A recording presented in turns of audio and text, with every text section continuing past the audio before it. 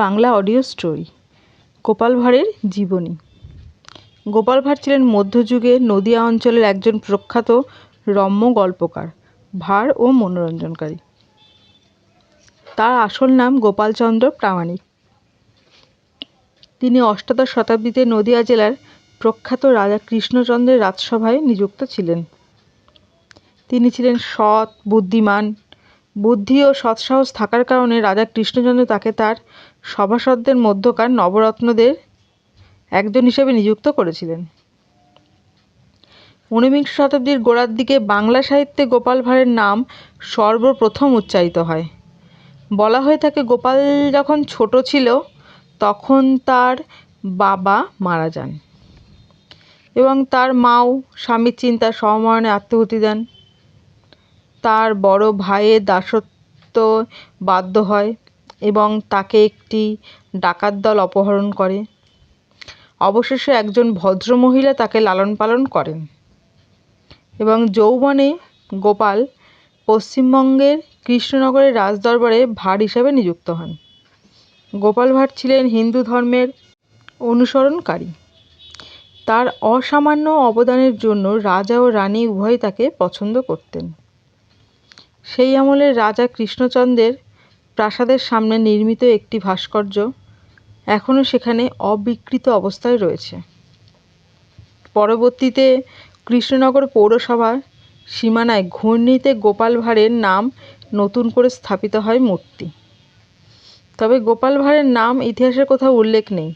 তার অস্তিত্ব আদৌ আছে কিনা সেই বিষয়ে কেউ সঠিক তথ্য দিতে পারেনি। কিন্তু একটি উৎসে পাওয়া গেছে যে নদিয়া জেলার রাজা কৃষ্ণচন্দ্র এবং শহরের সুরক্ষা ইনচার্জ শঙ্কর তরঙ্গের একজন সম্মানীয় এবং পুরনো দেহরক্ষী ছিল, যাকে তার সাহস ও জ্ঞানের জন্য রাজা বিশেষ মর্যাদা দিয়েছিলেন এবং সম্ভবত একটি গোপাল ভাঁড়ের কিংবদন্তির নাম জন্ম দিয়েছিলেন। গোপাল ভাঁড়ের অস্তিত্ব ছিল কিনা সে সম্পর্কে অনেক পরস্পর মতবিরোধ রয়েছে। আচার্য সুকুমার সেন, অমিতাভ দেন অভিমত দিয়েছিলেন যে গোপাল চরিত্রটি সম্পূর্ণ কাল্পনিক। সুকুমারচন্দ্র সেন এই কথাটা বলেছিল। তবে কিছু সূত্রে দাবি করেছে যে গোপাল একজন সত্যিকারের চরিত্র ছিল। তিনি প্রচুর গল্প আছে তাকে নিয়ে। প্রায় 200 বছরের অধিক আবহমান কাল ধরে প্রচলিত তার জীবন রস সমৃদ্ধ গল্পগুলো পশ্চিমবঙ্গ বাংলাদেশের বাংলা ভাষাভাষীর মানুষের মাঝে লোককথা এখানেও সমিভাবে বিভূত রয়েছে। গল্পগুলি প্রায় প্রবাদের ন্যায় ব্যবহৃত হয়। তাকে মোল্লা নাসিরউদ্দিন ও বীরবলের সমতুল্য হিসাবে গণনা করা হয়। গোপাল ভাঁড়ের চরিত্রটি ঐতিহাসিক গবেষক এবং ভাষাবিদদের কাছে বিতর্কের বিষয় বহুকাল থেকে। গোপালের গল্পগুলো সমাজে চূড়ান্ত জনপ্রিয় ও বহুল প্রচলিত হলেও গোপাল ভাঁড় বাস্তবে ছিলেন কিনা সেই নিয়ে মতভেদ আছে অনেকেরই।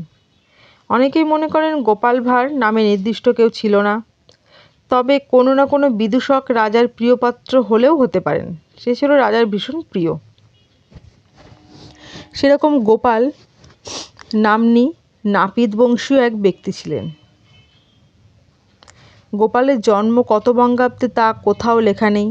তার জন্মস্থানের পক্ষেও কোনো নথি এই কৃষ্ণনগরের বাসিন্দা হিসেবে তার সম্পত্তি কিংবা কোনো জায়গা জমি কোনো কিছু প্রমাণ তার নেই। গোপালের বাবার নাম জানা গেলেও তার মা ও স্ত্রী সম্পর্কে কিছু জানা যায়নি। নগেন্দ্রনাথ দাসের মতে গোপালের পদবি ছিল নাই। মহারাজ তার হাস্যবর্ণ উপাধি তাকে দিয়েছিলেন। প্রখ্যাত ঐতিহাসিক ও ভাষাবিদ সুকুমার সেন বলেছেন, গোপাল ভাঁড় সম্পর্কে আধুনিক বাঙালির কৌতূহল থাকার ফলে বাস্তব তথা কাল্পনিক ব্যক্তিত্বটি সম্পর্কে যে জনশ্রুতি জাতীয় ঐতিহ্য গজিয়ে উঠেছে ও উঠছে তার বীজ হচ্ছে ভাঁড় নামক অংশটি।